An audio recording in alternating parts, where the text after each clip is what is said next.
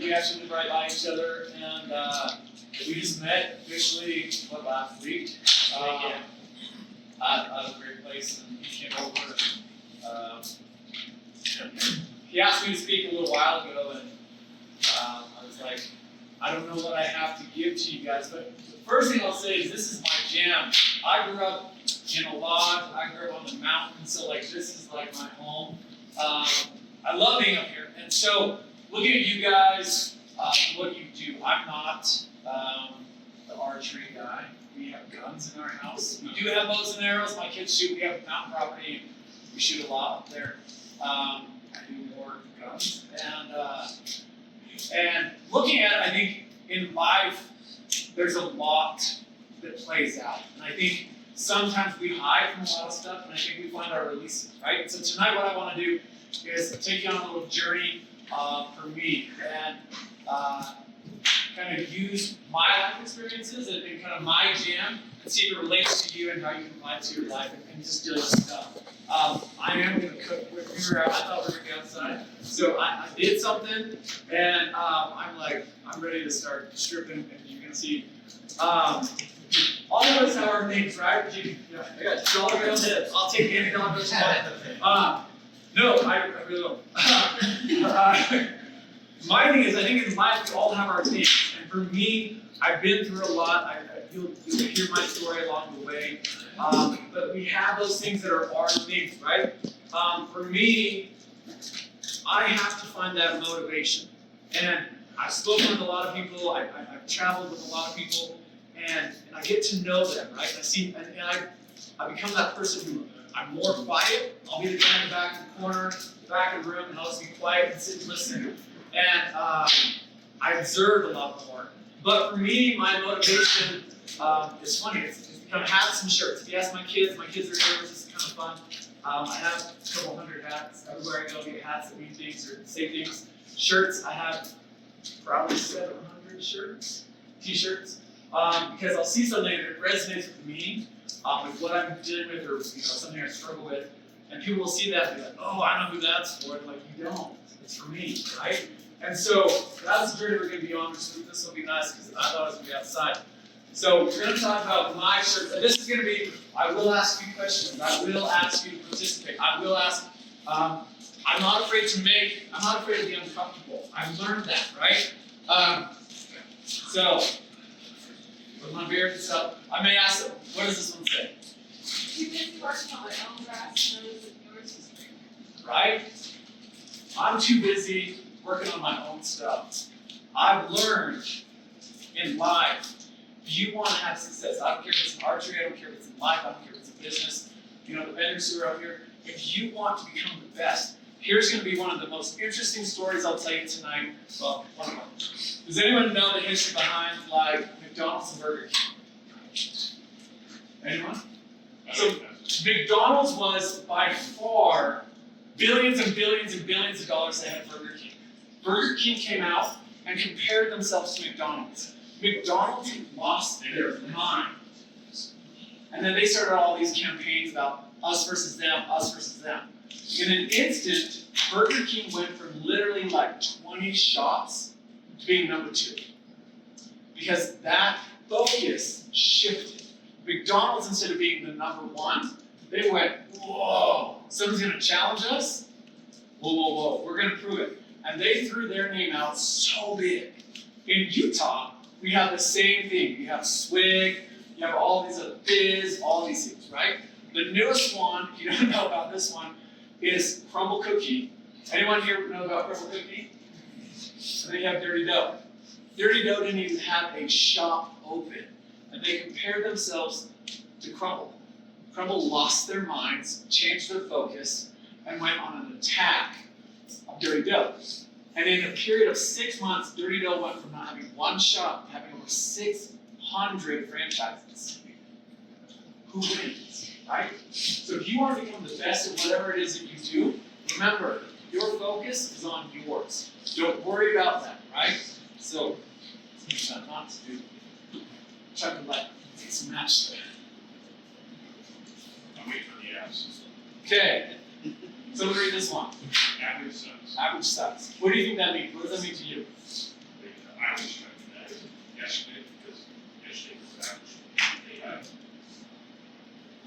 I give you a long story on that. Being average is not before progression is being better than average. Right? So for you, if I say average sucks, what average are you looking at? You looking for average? No way, I yesterday was Okay. So this guy, Michael Burnoff, he wrote a book called Average Sucks. I've gone and spoken with him. His whole thing is, most people when you see average sucks, it's like, yeah, you're looking at like the average, that bell curve average. And his whole thing in his book is it's not everyone else's average, it's your average. Where's your comfort zone? So where's your comfort line, right? What do you normally do? Where do you push yourself? Because if you want to progress, you want to hit that next level, your average has to change. And your average might be, my average might be 10 times higher than yours, right? You look at Kobe Bryant, you look at Michael Jordan, you look at them, some of their averages were way more than everybody else, but it became their average. So they want to get to that next level, they have to push that. So my thing is every day, when I wear this, I have stickers on my water bottles, it's a reminder to me, where's my average at? Where am I at my average? Right? You look at it. You guys should know this person, right? Does anyone recognize that? Karen, right? Nobody cares work harder. I got divorced 5 years ago from my kid's mother, and life changed, right? Life completely changed for me. Work changed. I was working in Texas. I couldn't work in Texas anymore. But I wanted to maintain my custody of my children, right? And life changed. And so people said, why are you doing this? Why are you doing that? Why are you doing this? So, hey, Cameron, what do I do for a living? You sell jewelry, like you're the best jewelry salesman I have ever seen. I sell jewelry. Facebook Live. Women's and men's jewelry. $5 at a time. On Facebook Live every single night. I was the CFO of a company in Texas, and I switched from the CFO of a company in Texas to selling $5 jewelry a day tonight on Facebook. People are like, are you really going to do that? Like, you're going to sell $5 jewelry every night on Facebook. Go. Because that way I can have my kids and shift it. Now, I look at it and say, nobody cares, work harder. Your opinion doesn't pay my bills. Your neighbor's opinion doesn't get your goals done. Right? If you're out here on the mountain, his shooting doesn't affect yours. You know what I mean? And so I look at it, and this became one of my biggest mantras. And everybody who follows me on Facebook, I got 70,000 followers. They know this because I say it almost every single day. Nobody cares what part it is, right? Nobody cares that you're sick. Nobody cares that something happened. Nobody cares that your dad died. Nobody really cares in the end. So you have to turn to yourself and say, what am I willing to go through? And what am I willing to focus on to reach my goals? So that's a big one for me. You know, and everyone, all of these can mean whatever to you, but you have to find that. Let's do this. Okay, just a good one. Anyone know this? Does anyone know what this means? Green cord. What? Green cord. I was just joking. Sorry. No. So it says, into the storm, right? What's on the back? Can anyone see that? Is there someone on the back? Green cord. Oh, is there not a buffalo? So into the storm. This is, so Browning Farms, they raise buffalo, they sell buffalo, right? And does anyone know about buffalo and storms? They run through the storms. What do every other animals do? They run away. Or they hunker down, right? They find shelter, they find that stuff. Have any of you been to Yellowstone in the winter, snowmobiling? My son's like, I have. I love it. You see those pictures of the buffalo, they will be the craziest, gnarliest blizzard. They're just out there walking. They just keep going, right? They're just covered, ice coming down. Why do you think this is important? Why do you think into the storm is important? Why? Right? If you're a deer, if you're whatever, they're going to turn and run through it. They're going to get the storm twice, right? Because they're going to most likely have to face it anyway, they're gonna run through it and keep going this way and deal with it, whatever. So in life, can I ask you a question? How long have you been sick? 14? 14 years? Was it good? Was it something fun or No. No. Sup? what'd you do? Work hard. Right? You deal with it. I have a couple cousins, a couple buddies who are quads, and I look at them, and you reach a point. I remember my cousin, he got paralyzed. Senior in high school, football quarterbacks, they're headed to state, coming home on the semifinal game, and they were headed to state to the finals, and they got in a car accident. He was the quarterback, senior year. He's paralyzed. Right? Misses state, misses all that stuff. They ended up winning. But I remember sitting with him in the hospital, and I was in like 8th grade, 9th grade, and he was like, I either give up, or we're gonna learn to have fun. I was like, okay, what are we gonna do? We're gonna have fun. And I remember the shift in his recovery. We were doing wheelie races down in the hospital. He was learning to like balance and try to juggle. And it was just such a different thing for me as a high school kid to see that shift, because you see a guy who is a legend in my mind. All of a sudden, he's sick, right? And we would go skiing together, we'd go hunting together, we'd go hiking together, we'd go camping. And all of a sudden, it was like, how do we do this? Like, what do I do with you? And we would go golfing, and it was like, with him, it was like polo. Because he'd use one stick, he'd drive the golf cart, he'd use one stick on the thing, and he'd have another stick, and he'd literally like, woo! You know, and the golfers were just like, you guys are crazy. I mean, this is 25, 30 years ago. And I look at it and I say, in life, you will have a divorce, you will lose your job, you will have bankruptcy. What are you gonna do? Hunker down? Hunker down and just be, sit in the chair and say, life sucks, right? I'll talk about that one here in a second. Life sucks. You've got 24 hours.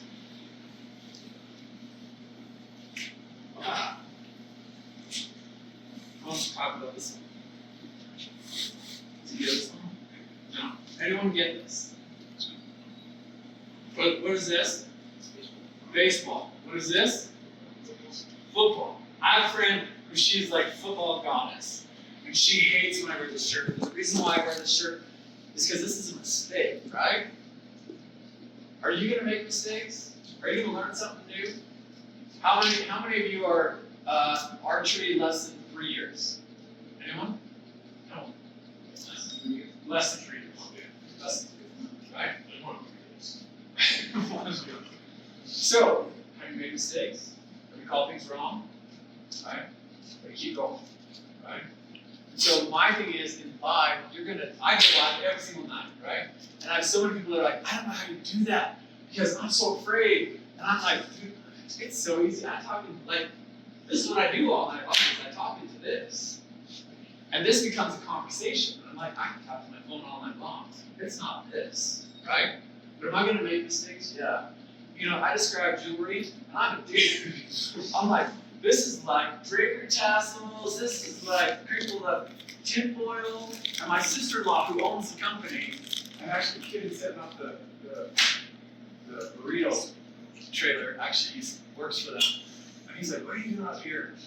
And my sister-in-law, she's like the luck. She knows every term and everything.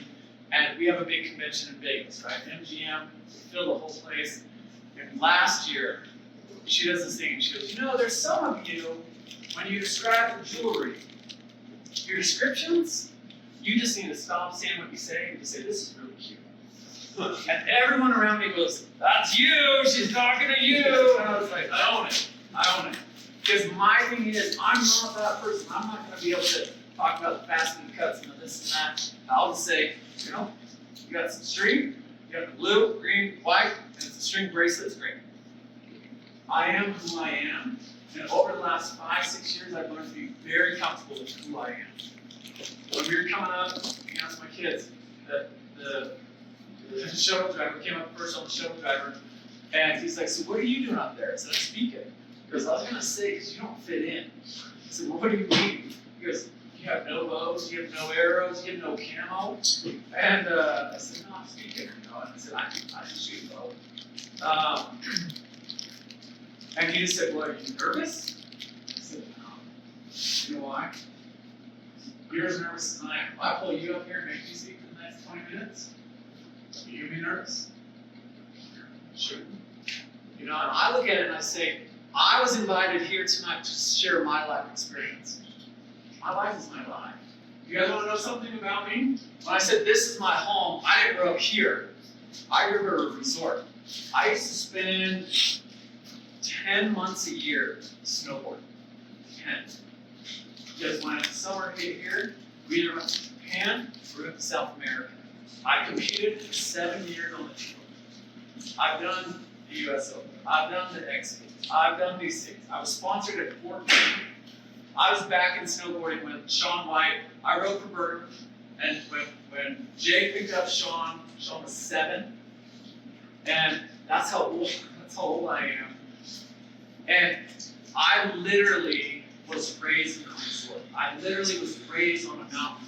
And I used to get so nervous competing, right? You get those nervous jitters, you get stuck in through loud. Oh my gosh, I want to do this. And you're in the lineup, you're like, oh my gosh, there's cameras, there's people. You're like, oh my gosh, what if I fall? And about my 3rd year on the tour, we're sitting in a hotel room, and one guy said, you come fast. Why are you scared? Like, everyone is here to see you. Everyone asks for your autograph, and you're scared. I was like, well, what if I must make a mistake? They're like, we all fall, but you're one of the best. And I looked at it and it shifted because I get into it. Who loves music? Who heard AC/DC out here at dinner? I honestly was so my kids, they'll wake me up with Highway to Hell or Thunderstruck, and I love it. And I got to the point where at competitions, I literally would drown it all out because once the music kicks in my head, my confidence comes in, right? For me, the music is what speaks to my soul, and it reminds me that I'm badass, right? Like everything that I do, I've become a perfectionist at. There's not a jump, there was not a half pipe, there was not a quarter cross that I didn't look at somebody and be like, I beat you for it. It's like, where's my dub? This is good, I got this, right? But it was still one of those things where I'm like, I've been watching you, because here's the difference. Does anyone know stats, numbers? How many arrows did you shoot today? Anyone know? Does anyone keep track? I lost it. Okay. Because here's the difference between somebody who wins and somebody who participates. Jordan knew how many shots he did every single day. He had a little tick mark he would do. Kobe had the same thing. He had so many hours that he'd be on the court. He had so many shots he would take. He had so many shots he had to make before he would move on to different things. If you want to become the best at whatever it is that you do, you keep your stats. If you're a vendor here, you should know how many things you sold, how many things you brought, what your ROI is, what all these things are. In life, if you want to become the best, you know every single number. I know every single month my number of orders. I know what my order values are, meaning how many pieces are sold per order. I know what my shipping charges are. I know everything. It's all detailed out in my life. So I can say, if I want to make X amount, I just said to my kids over here, I said, I wonder what land is up here, because I'd love to buy a place, and then we could do a vacation rental. I then know, literally, every single piece of jewelry I need to sell in order to buy a property. It then motivates me, because we live my life on $2 at a time. We buy the jewelry for $75, we sell it for $5, I make $2 profit every single piece. So everything I do, everything my kids, I'll say, okay, that's gonna cost me 20 pieces of jewelry, I gotta go buy. I want to sell 20 pieces of jewelry, what do that? If you want to be the best, you will know your numbers. I don't care if it's shooting, I don't care if it's business, you will know your numbers, right? You will make mistakes. That leads you to this one. Get over it. Life sucks. We all have disappointments, we all have mistakes. We all have trauma that happened to us. One reason why I've become very comfortable with myself is since COVID, right, for years, I've had 17 friends commit suicide. Men commit suicide, right? And that was like one of the hardest ones for me because in that time, there were people where I was like, man, I was with him 2 days ago. I have a friend, shot himself in his house. 2.5 weeks went by before anyone checked on him. 2.5 weeks. And when they found him, he was bloated and everything. And me and a couple friends were like, I just thought he was busy. I just thought he was traveling. I know he does this and I know he does that. And it literally rocked me to my core. But I had a friend who took his life for 2.5 weeks. I didn't ask what's going on, right? And so I look at it and I say this, get over it. Get over your fear of whatever. Get over your fear of whatever it is. You're going to make mistakes. You're going to lose stuff. But guess what? The people you're with who are here, they love you. They want you in their lives. And if you have trauma, if you have PTSD, my kids get to hear me talk about it. Their mother, I did not serve in the military. Their mother served in the military, 13 years in the Army. She has 2 Purple Hearts, a Bronze Star. She's going to get a couple more. At the time, she's actually one of the most decorated women in the state of Utah and in Arizona. She's 90% PTSD disability, right? She should be 100%. She knows how to pass tests, right? Who's been in the military? Right? You understand that? Anyone got PTSD? Nope. I'm here to tell you you're lucky. PTSD, you do? No, I was just gonna say, a statistic that I heard being in the military is that more people in the United States have PTSD from car wrecks. Yeah. And people, Isn't that weird? yeah. So, I have a friend, not military, but he has massive PTSD because he was in foster care, right? The abuse he took in foster care caused so much PTSD that he has so many things that he struggles with. Relationships. We good? Yep. Okay. so, And just lean it in the corner. Trust me, I know. And so my thing is, I think we, especially as men, we fear weakness. It is a massive, massive thing. I'll tell you today, I took 2 anxiety pills before I came. You know why? I struggled with it. I never did it until my divorce. And then it was like, my world completely changed. And it was one of those things where, from life to whatever, to my kids, to all of this stuff.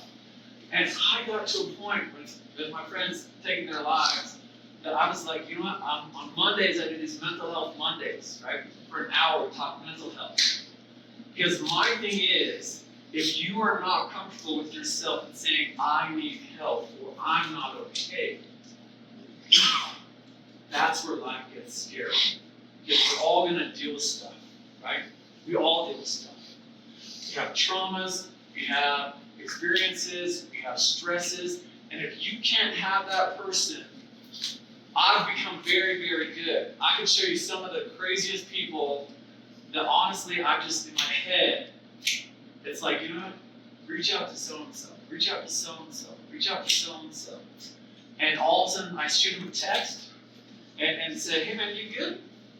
And I can show you something where literally people have said, why the hell are you messaging me right now? And I've said, I don't know. I go live late at night, 10 o'clock to 2 in the morning, right? Every single night. And it'll be 2 o'clock in the morning. I'll be like, hey man, sorry it's super late, but like you're in my head. You good? And literally a year ago, 2 o'clock in the morning, I shoot a thing to a friend, and he's like, why the hell are you messaging me right now? I said, I don't know. You good? He said, no, I got 3 bottles of Jack and a pistol, and I'm ready to do it. And he says, I'm trying to get through the number of bottles so that I can pull the trigger. I was like, no, you're not. And he goes, you know, I honestly was sitting here, he's like, I'm starting on my 2nd bottle. And I was like, you know, God, if you're real, have someone reach out. And he goes, you reached out. And I looked at it, it was one of those, we talked until 4 o'clock in the morning, I ended up driving to his house. And some of you may know him. He's a very well-known hunter, mostly archery, kills giraffes, posts them on social media. But he literally was like, I'm so shocked that you would even care. And I said, you know what? I learned to get over it. I learned to get over my insecurities as a person. I learned to get over the fear of asking. I learned to get over the fear of asking for help. Because you will not get better if you can't ask for help, right? So there's your get over it. What does this one say? Someone say, read it.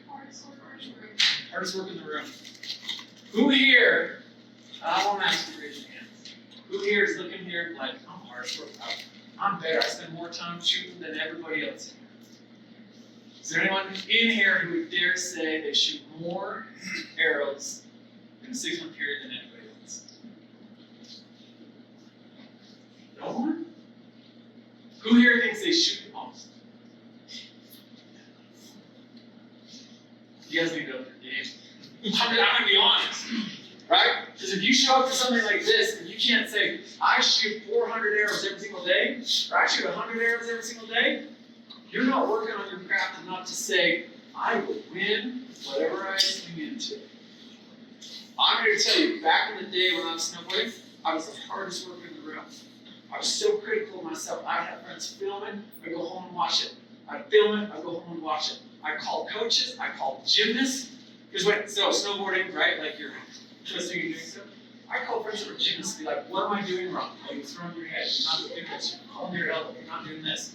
I go to gymnastic studios to hook into trampolines to work on stuff.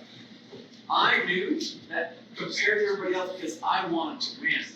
And so even now, this is not an arrogant thing. This is a reminder to myself, if I truly want to win. Oh, don't be afraid. If I want to do something, yeah, take it with smart, throw in some wood. If I want to do something, I know that I'm going to do it well, right? I sell jewelry. This dude sells jewelry late at night, right? They're desperate ladies. I have like my late night ladies. It's super fun. I have ladies that like send me stuff. My kids know this. They all know my kids. My kids are famous. And I'm just curious, right? So me selling jewelry, $5 late at night on Facebook Lives. How much do you think I make in a year? 125 Right? But let me tell you this. I make mid 6 figures. So, you know why? Hardest working career. I looked at it and said, people can make money doing this, I'm gonna crush this. Right? It doesn't matter that I'm a bearded dude selling jewelry, making up all these crazy descriptions. I'm gonna be the hardest worker in the room. There's a lady who kicks my butt. This year she's on target to hit $5 million in sales, and she crushes me. And I'm like, oh my God, push my down. Right? Because she's the hardest worker in that room. She's figured out some algorithms, she's figured out some things that I don't have, and she won't tell me because she's like, cash me. I'm here to tell you, I don't even cash. But my thing is, whatever you do in life, you don't need to announce it, become it, right? But you're not going to do it if you're not the hardest worker in the room. I'm here to tell you, we were all snowboarding, a couple years ago. But still now, we go all the time. I usually try to get up 4 days a week. I'm 45, right? We snowboard all the time. It's our life, right? I would say as a single dad, I'm the hardest worker on the mountain. Because I've got 3 kids and we crush it. Every single time. I can't say this. Well, what is this? Cowboy. Anyone here ride horses? Yeah. Anyone here rodeo on a horse? No, that's what I'm saying. That's what I'm saying. I'll probably be like, you hop on and you're like, oh, here we go, right? There are times in life, you haven't been on a horse, it's not fun. Ask the kid, hey, have I been thrown from a horse? Yeah. I've been thrown from a horse, right? I've been bareback and riding with my kids, and we have a bunch of horses, but I have a big Frisian that I got. And I was riding bareback on her, I was chasing one of my kids, and she's big. She's big. She's a muscle beast, and she did this hop, and I literally just went, whoop, and I was like, cheers for me, and I'm just like, I'm gonna eat shiz, you know? And my kids just sit and laugh, and they're like, you should have seen that, look at that. And my thing is, being a cowboy, you gotta get it done. I have buddies, my kids have gone on the ranch, I have buddies who ranch down here, Bears Ears to Monument Valley, right? You guys know what Bears Ears? Bears Ears to Monument Valley. They run almost 1 million acres. Rain, snow, there's nothing. They get up and they have to push cows. They have rules, they have regulations that they have to follow. Doesn't matter if it freezes out, you're up and you're running. So regardless of what gets thrown at you, cowboy up. You know what I mean? You buckle up, you get thrown, you hop back on. I mean, I can show you, my shit's actually pretty good right now. My daughters run barrels, and one of them over there in that corner didn't want to run. So her coach said, okay, let's have dad compete against you. If your dad can beat you, then you don't have to do it. And I was like, I have barrels. And I have an NFR barrel horse, and he knows the pattern, he knows it well. And I hopped on, and third barrel, I didn't push his nose out, he wrapped that something so tight. I literally shaved my entire shin. It's finally healing. But literally from down here to here, I shaved the skin off my shin. And that was the first one. Second one, her coach is like, I knocked the barrel over. She's like, you have to come clean because your girl can't clean. I hit the third barrel, then push the nose over, ripped my shin again. And I was like, ah. I didn't look at it. Third time, she said, you have to have a clean run. Third time, he sucked it down.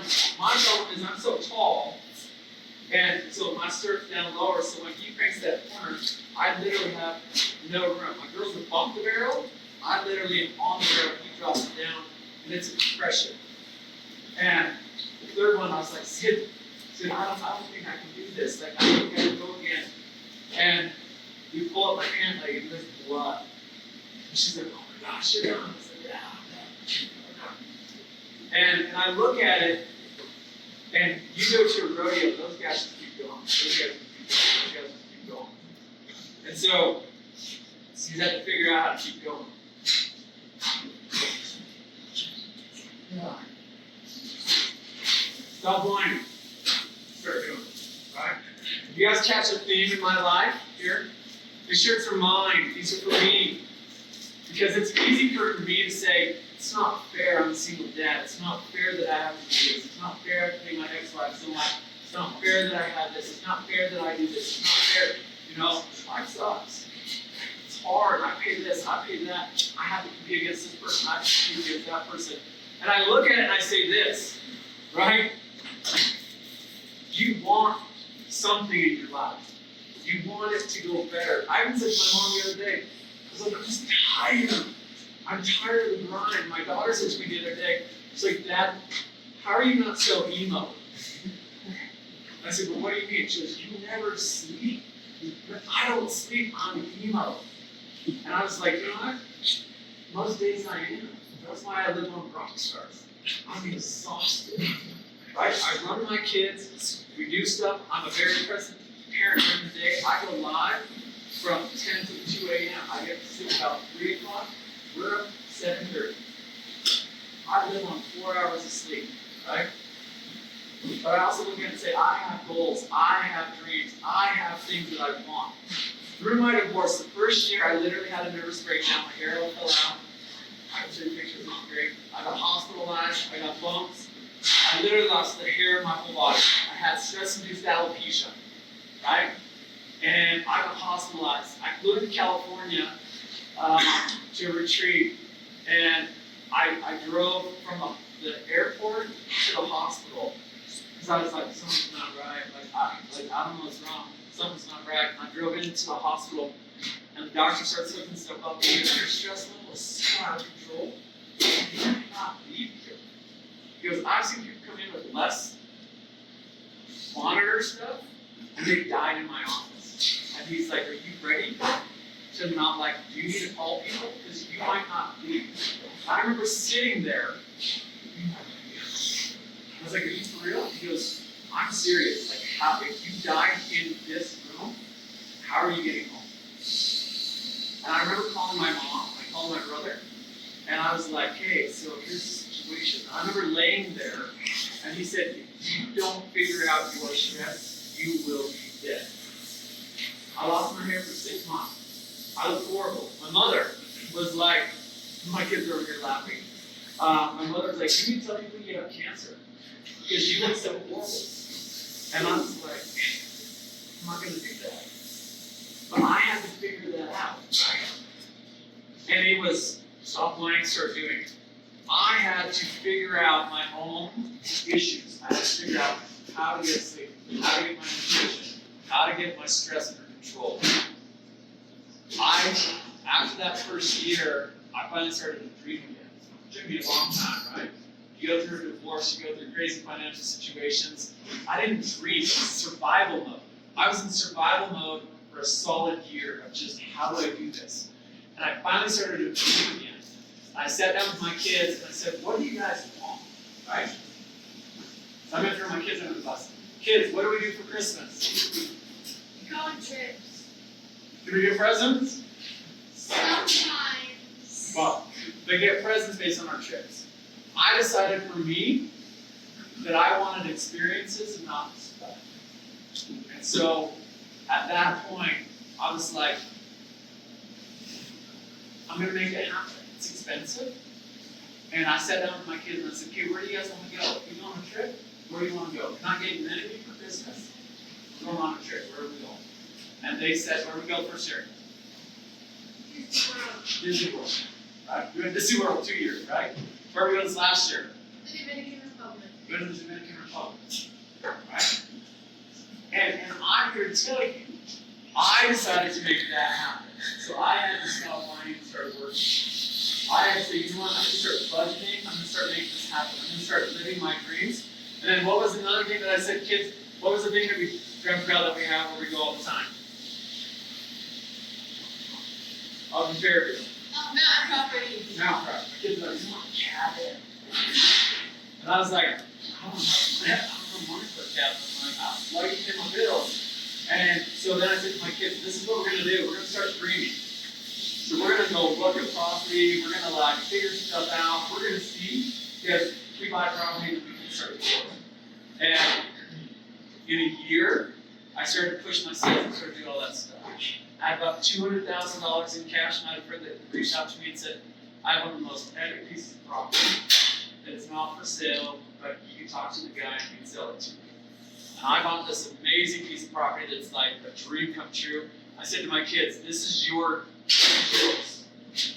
And I took them up there in a snow cat, and I said, you get to decide. This isn't my decision. If you want this, you decide.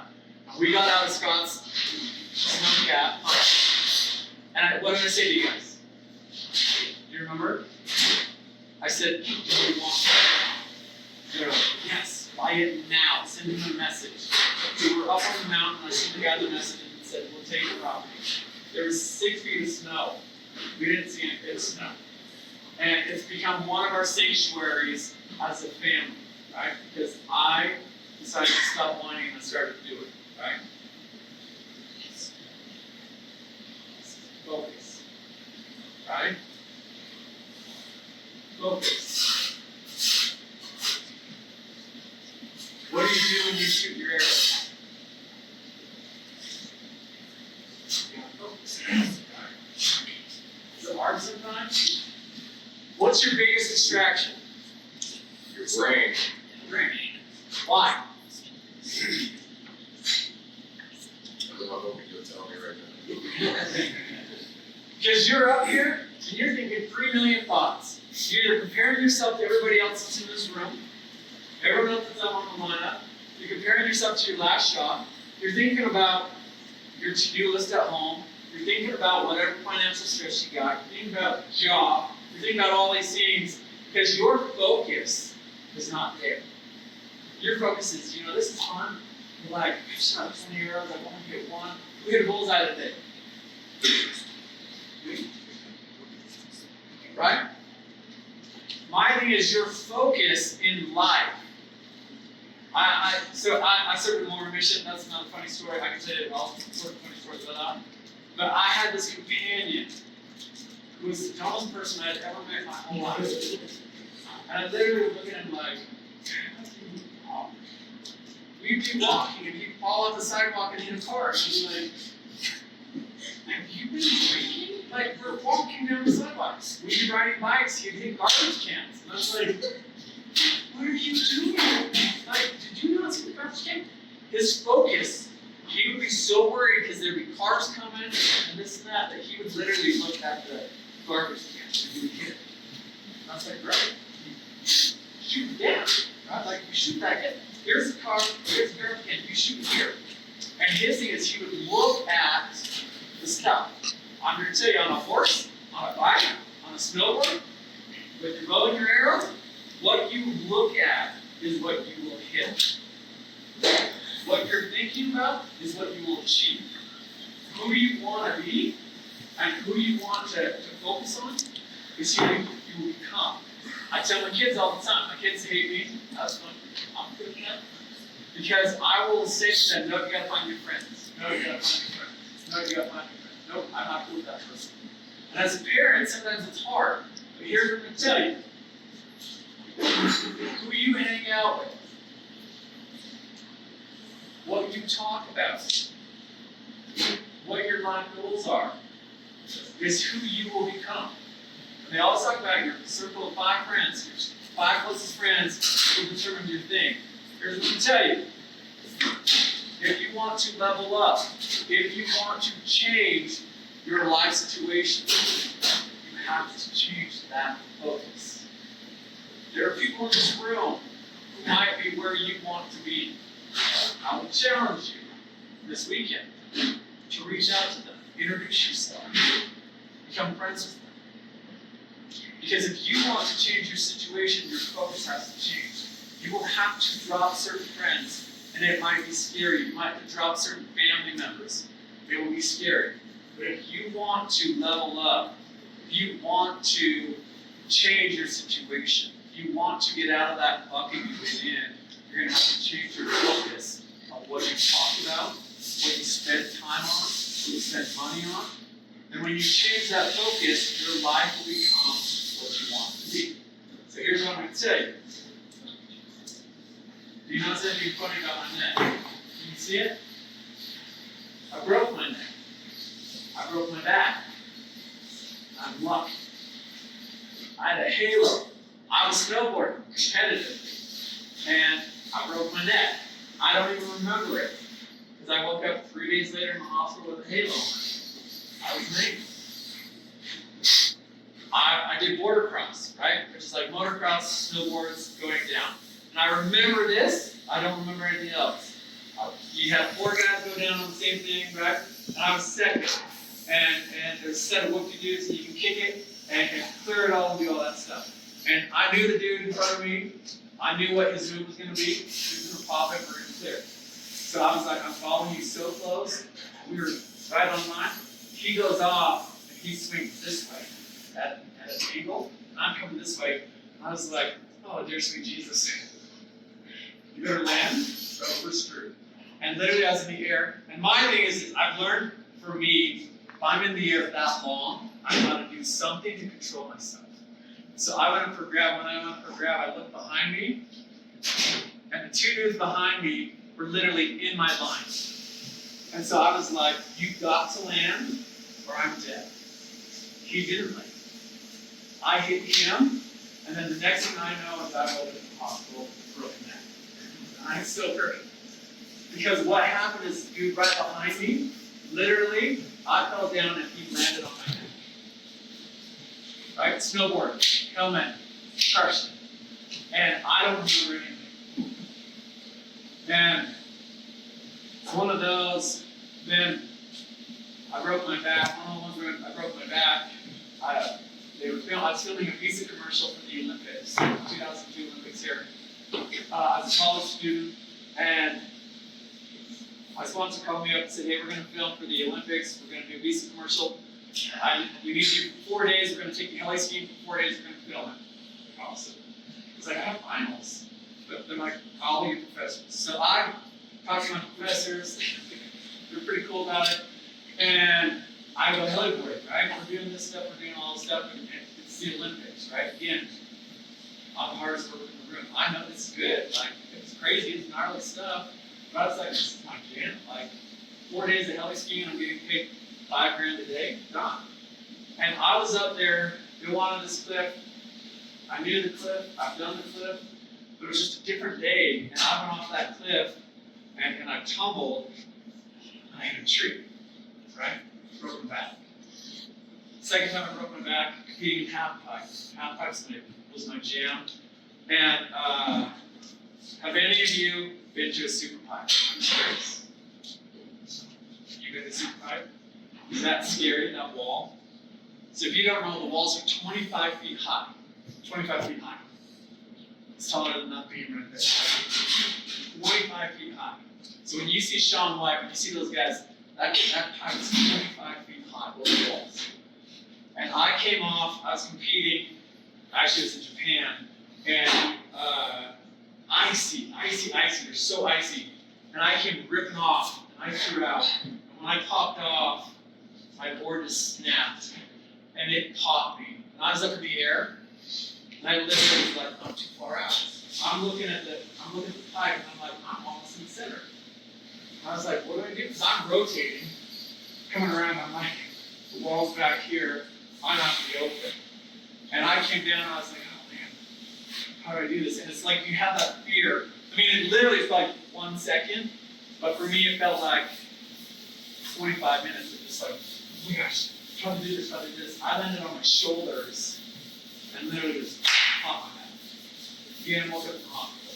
But I still remember that fear of just being in the air like, I'm lucky, right?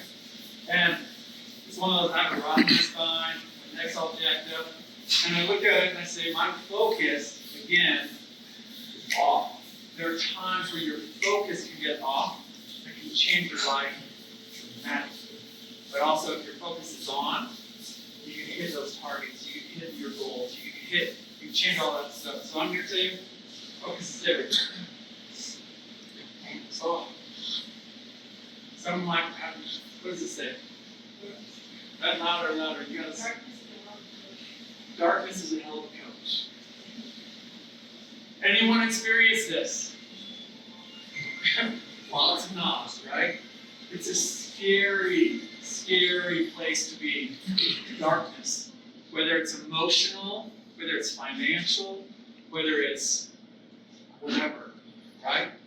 Darkness is a hell of a coach. Because I'm going to tell you, that's when you have. Has anyone seen the TED Talk on grit? There's a lady who talked about grit. You have? What did she say about grit? Do you remember? No, but I know the sage played dartboard first. Right. So there's this lady. She spent 20 years studying kids and this and that.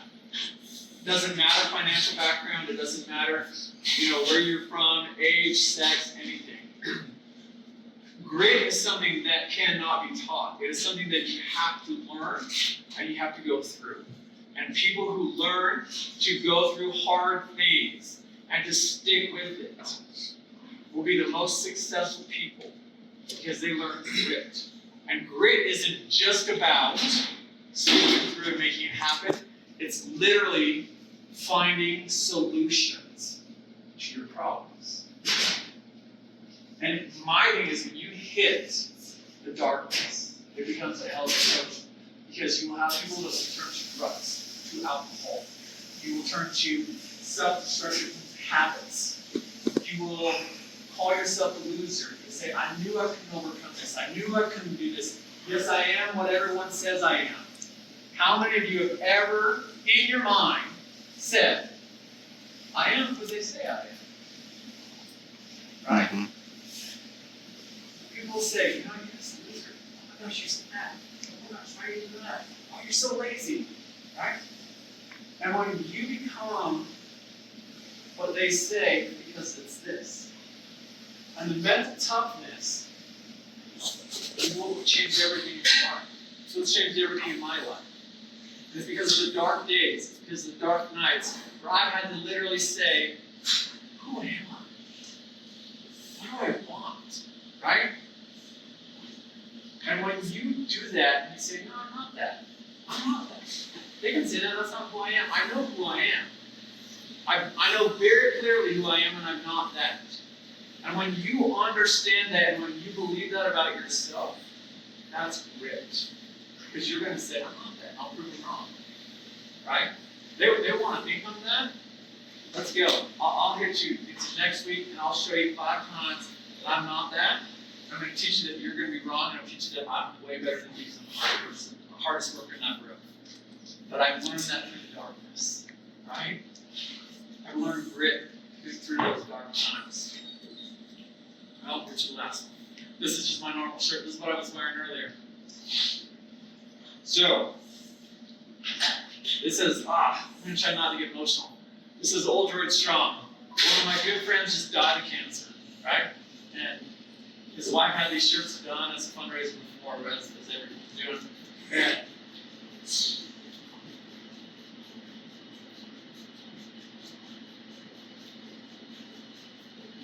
literally, so my friends, we're all praying for him and doing stuff. He's in the hospital, and I'm like, Brian, you know all this stuff, right? And it was a Sunday morning. He shoots me. I get a text message. I had sent him a thing. I talked to him on Saturday. He was in the hospital. And I said, hey, can I come up? He goes, well, give me a couple days. You know, they might release me on Monday or Tuesday. Let's do that. I said, okay. Sunday morning, I get a text message, right?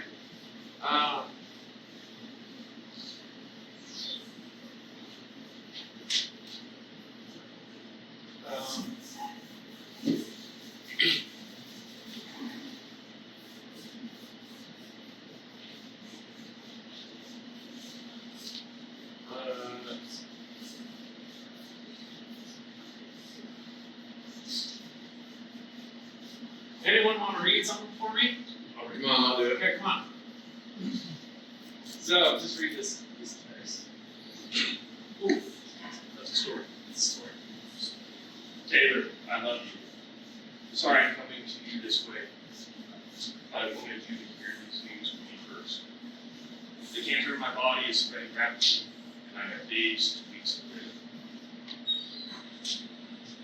We're coming out from the hospital today or tomorrow, and I'll be on hospice this week the time I have left to clear. My energy levels are depleted. For this reason, I've decided to only have immediate family that can see me at the house. Tails can try and answer questions that you have. I'll have Tails read me out loud any messages you send or play a voice message out loud to me. I have no fears of dying. I feel very at peace. I have faith that everything will work out. Thanks for being such a great friend to me and always being there for me. I love you with all my heart. If you ever want to feel close to me, meet me at the temple. I won't be far. In quotations, peace I live with you. My peace I give unto you. Not as the world giveth, give it I unto you. Let not your heart be troubled, neither let it be afraid. Right? So I get that Sunday morning, and I'm like, what? Like, literally, you get this message from one of your good friends, and he's like, this is goodbye. Kelsey, his wife, he said, so Kelsey will read any messages you read or play any voicemails, right? So think about this. One of your good friends, one of your buddies who, like, you go shed hunting with, you do all this stuff. And, you know, like 9 months, we had, you were to look through our text messages and stuff. We had real conversations. We had real conversations. I had left nothing on the table. We, you know, like, rough, tough dudes, but we got to the point where, like, every conversation ended with, like, I love you, man. Like, love you. I appreciate you. And so you have that where literally, he's like, I'm done. we'd be dead in a couple days. Like, what do you say? What would you say if all of a sudden one of your best friends says, I'm gonna be dead tomorrow, but my wife will play anything, she'll read me anything that you write. What are you gonna do? Right? That was like a deep, like, if you I said voice things, and I wrote a thing, and I was like, hey dude, here's the situation, right? And he died 27 hours later. He was dead. And I looked at it, very interesting, and this is where I'm going to end it for you, right? Because these weekends you should cherish. Thank you for hosting things like this. I know how much work goes into this. Thank you to all the sponsors who are here. Thank you for inviting me. Hopefully, you built something or whatever. Because here's the interesting thing that then sent me the last 2 months on a tailspin. He died, right? And I went to do a post. 7 years of really good friendship, right? 7 years we became. When I moved to Mapleton, we became good friends. 7 years. I saw him all the time. I go to do a post when he dies. There's not one picture. In 167,000 pictures on my phone of he and I together. Not one. You know why? Because when we're together, it's not like, hey man, let's take a picture. We're living our lives. But I thought in 7 years, we never took a selfie. We never had a picture together. Not one picture.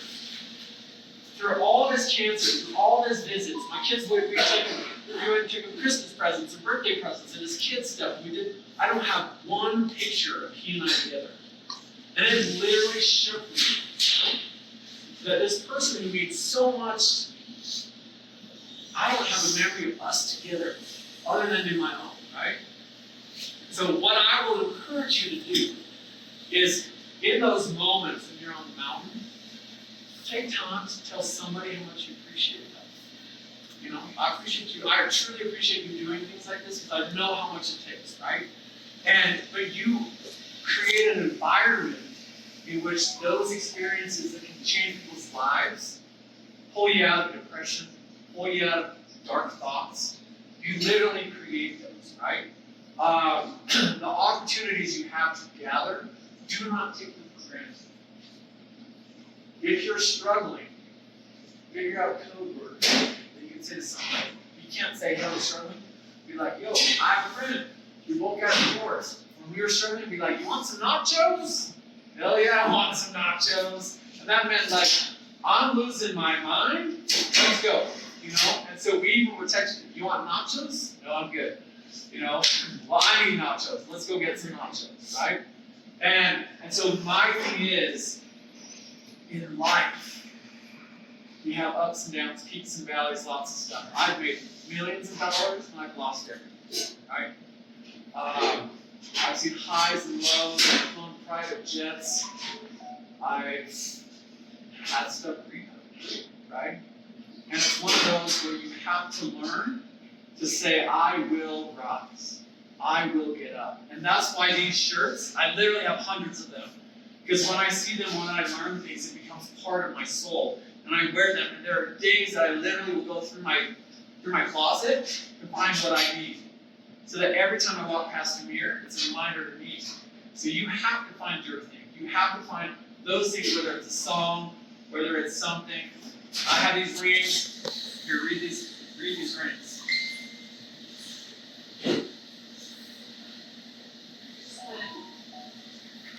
That's the same. Sink or swim, right? Every day you have that choice. When something happens to you, are you going to sink or are you going to swim, right? These rings are on my fingers at all times. Because when something happens, it's literally right there, and it's like, Kirby, what are you going to do? You're going to sink or swim on this one. Right? Everything in my life has to be that positive affirmation. It has to be that thing to push myself.